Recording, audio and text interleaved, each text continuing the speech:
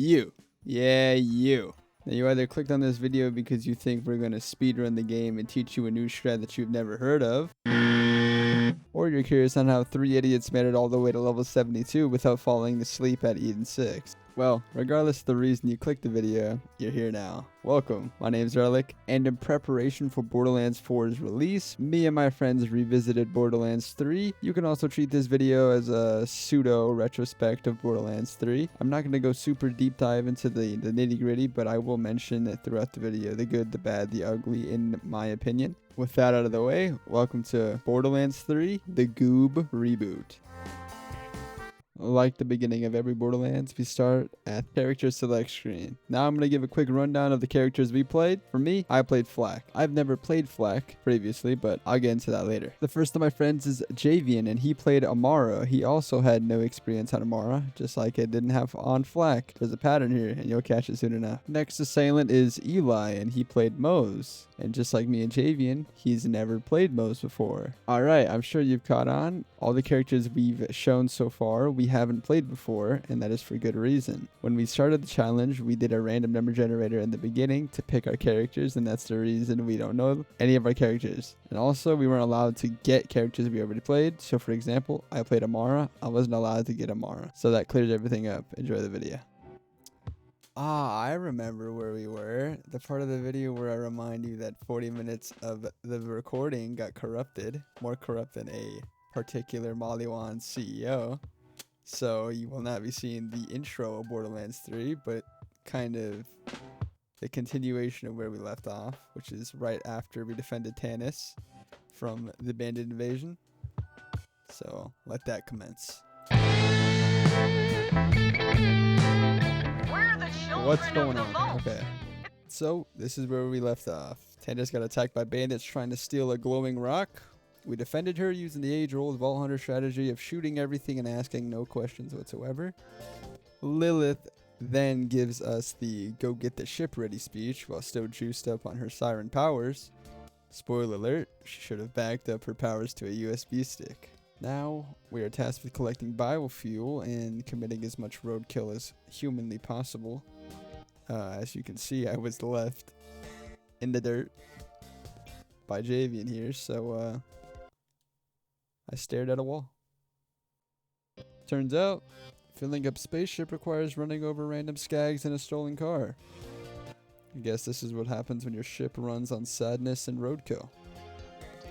And right on cue, right when the biofuel got back, right when everything was looking good, the TikTok twins decided to ambush Lilith.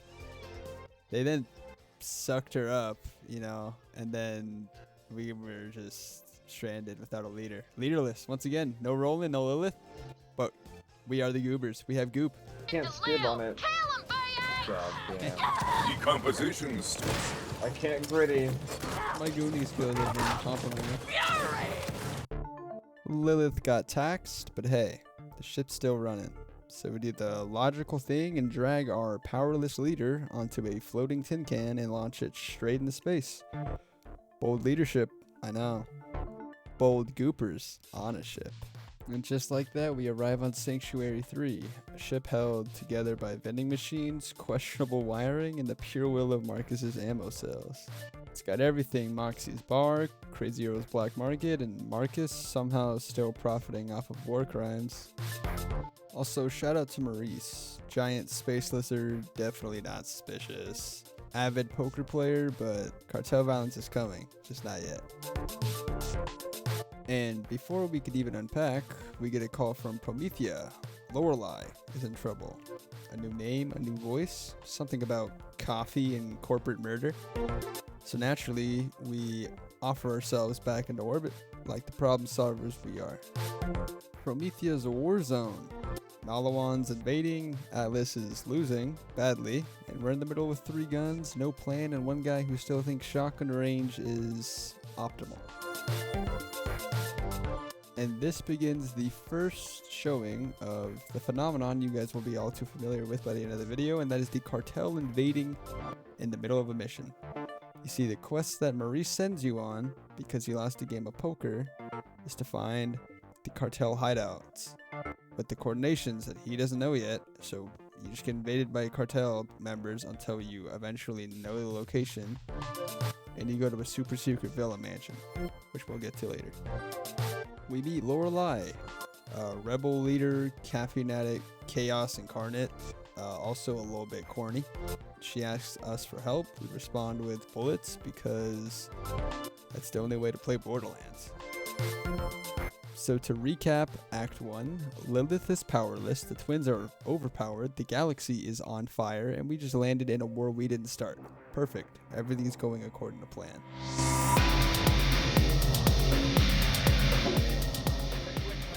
Who the hell is this and how did you get on my secure line? So after our brief encounter with Lorelei, we get our first encounter with the Maliwan troops, who happen to be the Tech Bro private army.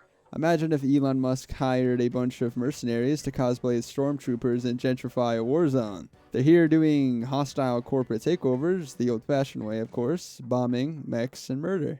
After enough bloodshed to qualify for war crimes, Lorelei sends us to meet Reese, Atlas CEO, and a guy who puts too much gel in his hair. But he's not here, he's on a screen of course, because God forbid anyone in this galaxy makes eye contact during a crisis. Reese wants our help.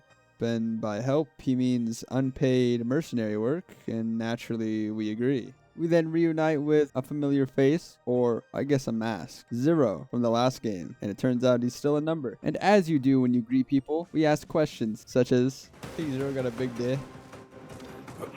No doubt. Didn't he fuck someone? I swear he fucked someone. Yeah, there's no bullet, bro. I think he's kind of cooked. Luckily. You think he even has one? I like it. That's Zero. Let's Google it. Used to be Google a cruising Zero, raider like you. Borderlands 2 Wondered where he'd NSFW. ended up. He's always been a little. Alright. After we help Zero acquire some somber smithing stones, he upgrades his sword, so then he can now cut through the hollow screens. And our next task is Gigamind. Who is Gigamind, you're asking? Picture a sentient Roomba with a god complex, and also someone that takes a liking toward geometry. And this sentient light bulb goes down quick.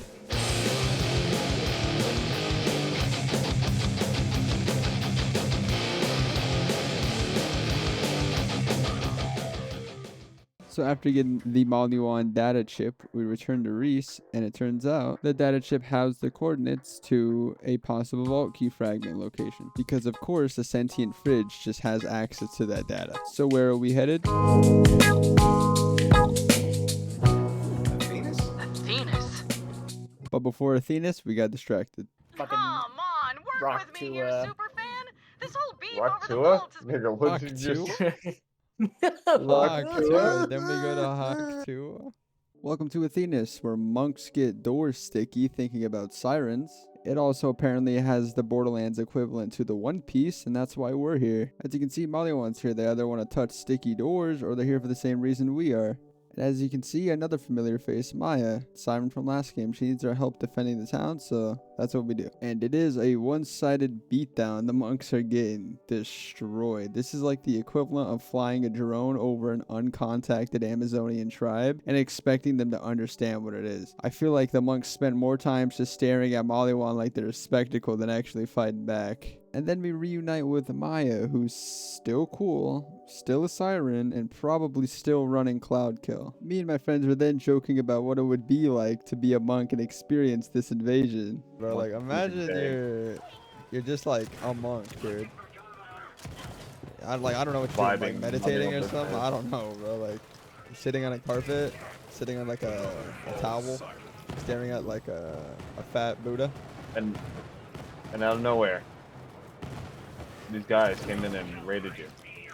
Yeah, or nothing. like, even like, wait, wow, dude, I just saw a guy flying. Oh my. because I shot him. Bro, there's no way that's nearly loud enough for all the monks to hear, bro, unless they just got like enhanced hearing. Or they're just standing by the door. Oh, that's probably true. And then there's Ava, who, in my opinion, I think is the worst part about this game. And that segues me perfectly into the good, the bad, and the ugly. And guess who's going straight into that ugly tier? That's right, Ava. Listen, reason being is I just don't think that a teenager whining the whole time should be in a Borderlands game. It doesn't feel like Borderlands. It hasn't felt like Borderlands ever. And I feel like most of the plot up to this point is okay. It's passable. But once Ava shows up and she starts yapping, and then you know what happens to Maya because she was yapping and she didn't listen and she wanted to be rebellious, it just doesn't fit, man. It doesn't fit. And it really does ruin a portion of the game because she's just there and a part of it. And I actually think it affected how well this game performed. Do I think that she's 100% the problem? No. There's other problems, and those will be addressed when they come up in the story. But for now, Ava's the first on the chart. Okay, where were we? Oh, that's right. We're about to cook Captain Tron. Hey man, how the hell you doing? I've been just fine living life with the noose and in my mind, all I hear is music. Watching your mouth move, damn you look stupid. I feel like everyone's a stranger. Small talk with your narcissistic name. And after our dance battle with the monks commenced, Maya opened the door that has been sealed away for years on Athenas. And what we found inside was a little freaky. What is this one doing? Who sits this freaky? Come here. Who sits like this, bro? The actual fuck. The meridians are freakazoids, and they're on each side. Okay. If you don't sit this comfy, I don't know who you are. Like, Is that what you have to do to be like Look a at that. meridian final boss? You just gotta Yeah. sit freaky as hell. Look at that. He's a man spreading crazy, bro. yeah, look at the balls. Look at this one though, bro. This guy's got his wiener just like dangling through the thing, bro. What the hell? After examining those freaky meridians, we arrive back on Sanctuary before we are called to go and help Reese again. I guess the situation has gotten more dire.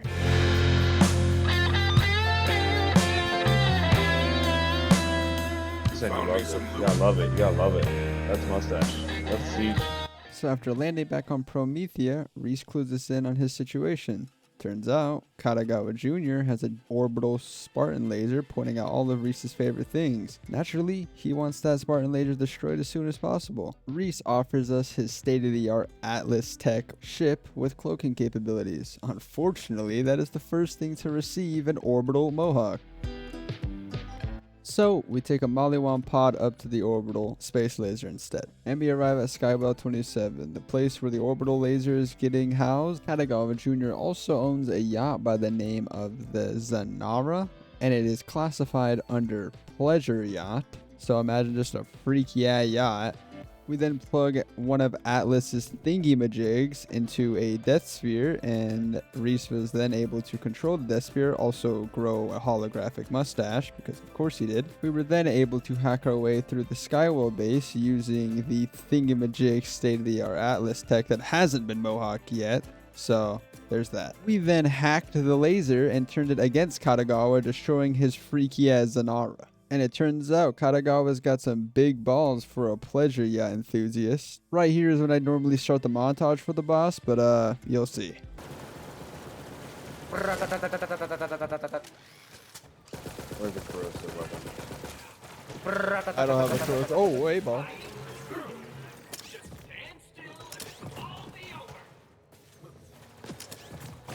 Oh my god, you are just messing that up. Yeah. After Katagawa got his balls crushed, we return to Sanctuary and give Tannis the vault key fragment. After completing the mission, Maurice updates us and lets us know he has the coordinates to the cartel hideout, and we pillage.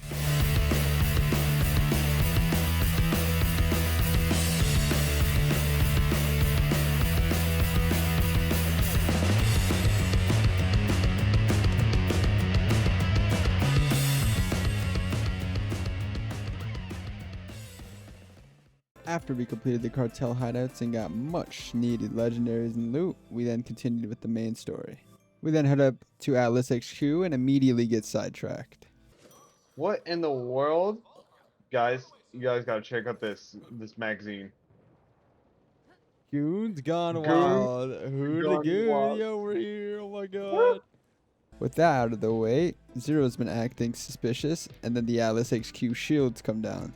We keep fighting through Atlas HQ, all the while Zero is supposedly trying to hunt and kill Reese. And we also saw a locked-in soldier. Oh shit. Holy He's shit. locked in. Oh my god, Gooberville cannot do anything about this. Yeah. And after watching a proud soldier defending his company, we then run into Zero, or I guess Katagawa. I think a beatdown's long overdue for this freaky pleasure boat owner.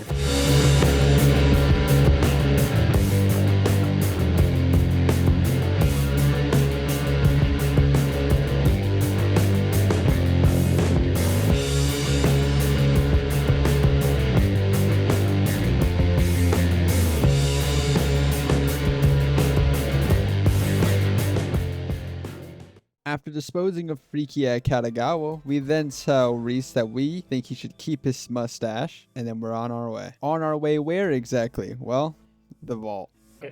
You sure? Cool. I was gonna do Everyone, it get anyway. in the way. I'm gonna make you vehicular hamburger helper. Just like on Athena's, right? Commit hamburger helper. Get me close and After fighting through hordes of COV in the train station, we then make it to the vault. We then give the Rampager a super dose of Forever NyQuil.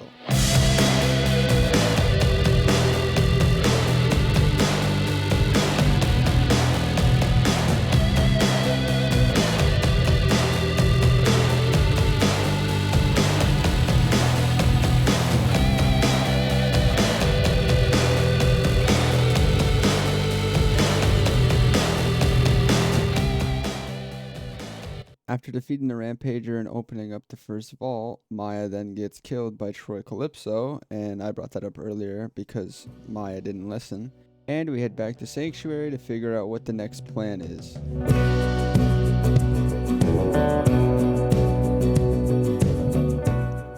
don't care what anyone says. Swamp folk are good folk. But before we head out to continue the story, Maurice lets us know that he has the coordinate to the Villa Mansion again, so more plundering.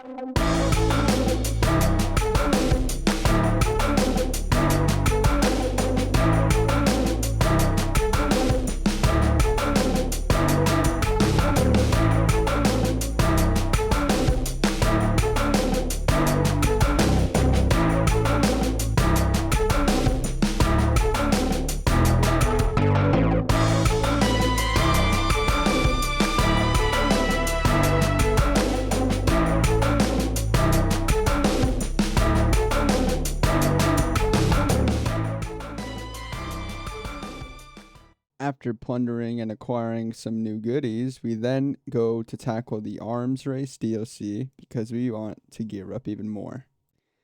And since I just did a montage of the cartel invasion event thing, I don't want to, put back-to-back montages and overwhelm you guys. So I'm just going to explain what goes on in here. So pretty much this event game mode DLC thing, you drop in, it's kind of like a roguelike where you get weapons and then you can kill people and then you can then take those weapons that you earned inside of here and then take them out into like the actual game, like the main story. Assuming of course you kill the final boss. There's only a limit about 5 weapons that you can take in and out, but this DLC has some of the most broken weapons in the game. So it's like almost a no-brainer on why you would or wouldn't do it. Honestly, if you ever play Borderlands, 1, I recommend you put on the cartel event. That's easy legendaries. And 2, I recommend running this because it's fair, even ground. Solo, I think it might be a bit brutal, but with a couple friends, this is light work. So here's the loot I got from it. I got a few tizzies, which to me was the only kind of important thing I got here. And you'll see why. These tizzies, they're broken. And if you played Borderlands 3, you already know. And a couple of the other guns. But this is what I was talking about, where you're only allowed to really bring in and out, or I guess only out 5 weapons. You can extract 5 of them. And it's kind of cool. You just go back to Sanctuary and they're just in your vault. So that was neat. But yeah.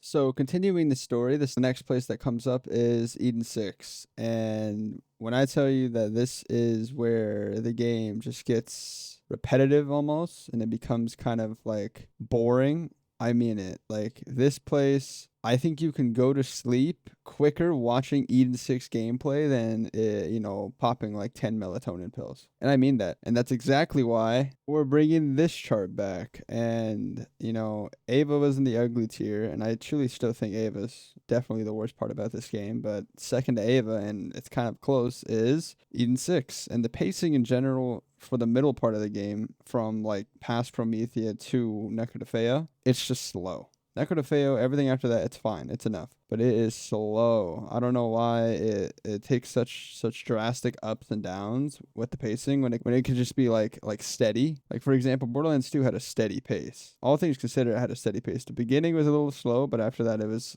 you can definitely see that it was leading towards something.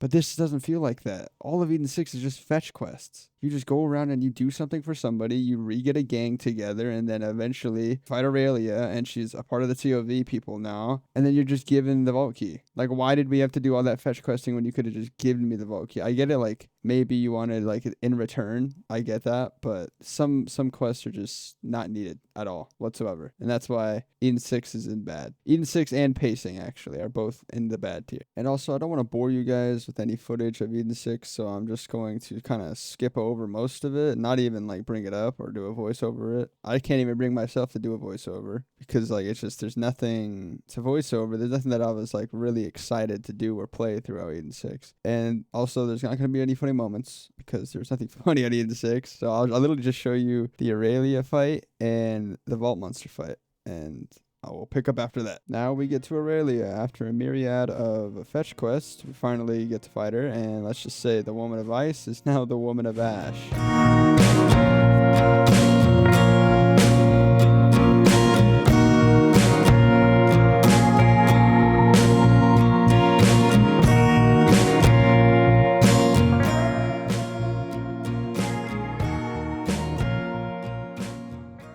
We then do the puzzle to activate the floating bridge behind the Jacob's Manor, and we get prepared to fight the floating tomb. And here's when I'd normally cue some music to show this super epic fight, but as you're about to see, the Tizzy does not care.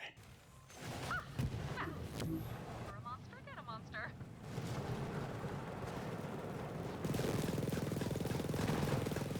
Oh my god. Well done, Vault Hunter. Yep. As you can see, the Tizzy made short work of that monster. Then we go inside the vault, loot up for the mission, of course, and Tannis then gets abducted by the Calypso twins, and that's where we're headed off to next to go save Tannis. So after we finished up on Eden 6, we then re-geared by doing the cartel event again, going back to the mansion, and then we also re-ran the arms race just to have a little bit of gear before we tackle the next part of the game. So Tannis then gets taken to the Pandora equivalent of the Burning Man Festival, and we're here to fish her out, hopefully alive. And here we are at Carnivoro, which is like Disney World if Iron Maiden had their license. And it turns out we're not at Carnivora, just like how we weren't at the bunker. You see, the Carnivora isn't a place, it's a thing, it's a moving festival. So we then work on trying to stop this Carnivora, and one of the only ways is destroying its fuel line. After we crippled the fuel lines, the next thing to go was the transmission, and that went as quick as the fuel lines did. We then had to get rid of the main tank, which got completely obliterated by the Hellwalker. We then entered the actual festival bit of it, and it turns out our friend was having connection issues, so there's a little bit of shenanigans going on. Oh, he's What is here. happening to me? He's here. Am I fine? Am I fine? Who? Oh, look at him, look at him, look at him, look at him. Just leave and come back, bro. Oh, there's eyeballs! There's eyeballs! I just saw eyeballs flooding! Oh my Jesus. We then worked our way throughout the Carnivora, and I was the slowest one because one of our friends had gotten a toboggan from Arms Race, so he was blitzing all of us. We then find Tannis, and Pain and Terror are using her as kind of like a marketing tactic. Sadly, my friends were too quick for me, so as you'll see, I am nowhere near the boss fight arena, and they are, so I'm just going to let these guys melt him with plasma coil. No montage, no nothing. Yeah, ow, yeah.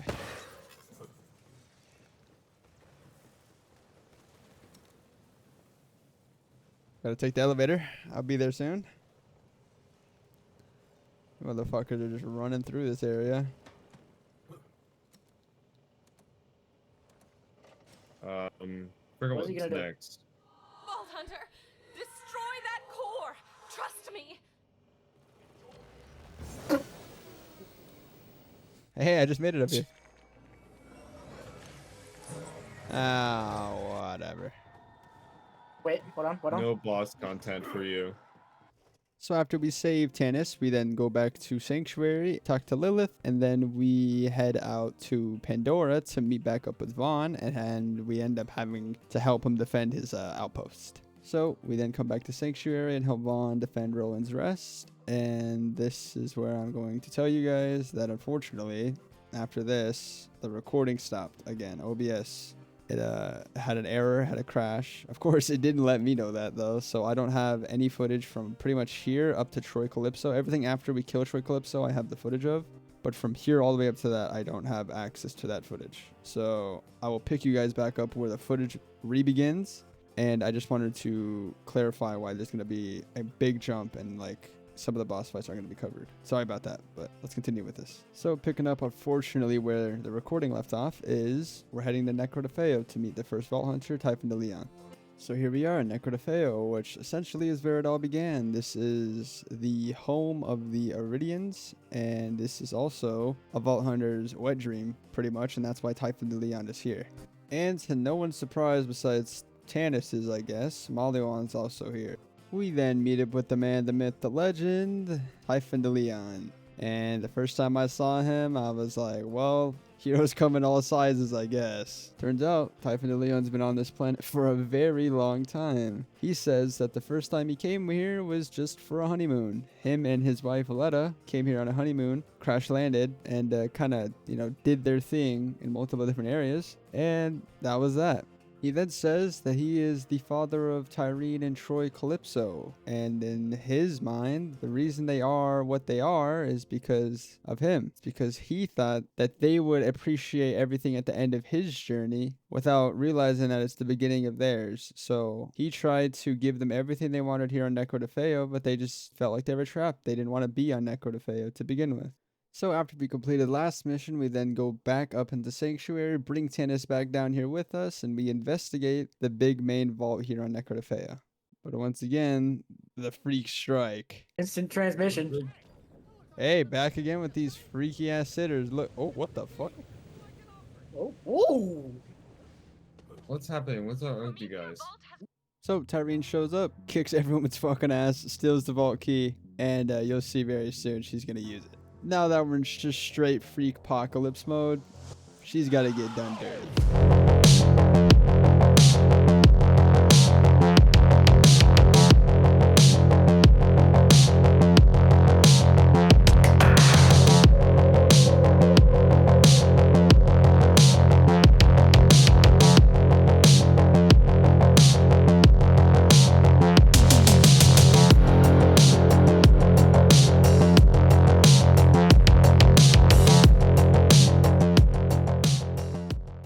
So, just like that, TikTok twins are no more. Tyreen and Troy no longer exist. Lilith has her powers again, and it turns out the moon is still a problem, and that's it. Lilith then sacrifices herself to save Pandora, and then that culminates the main story of Borderlands 3.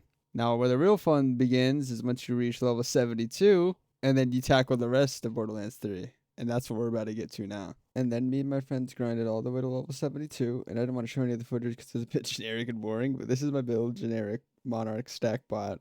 I ended up getting a Vlad Company Man and a Revolter. Skill tree, basic skill tree. And now it's time to tackle some endgame activities.